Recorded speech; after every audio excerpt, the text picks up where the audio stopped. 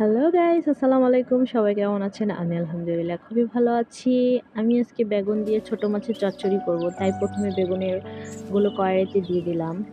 তারপর দিয়ে দিব একে, একে মাছগুলো। তারপর কাঁচামরিচ কুচি দিয়ে দিব। তারপর দিয়ে দিব পেঁয়াজ কুচি। দিয়ে দিব স্বাদমতো লবণ, হলুদের গুঁড়ো, মরিচের গুঁড়ো।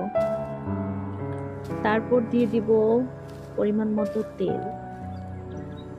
তারপর এটাকে খুবই আলতোভাবে মেখে নেব। আমার পেজের ভিডিওগুলো যদি ভালো লাগে সো প্লিজ আমার পেজটাকে ফলো দিয়ে রাখবেন।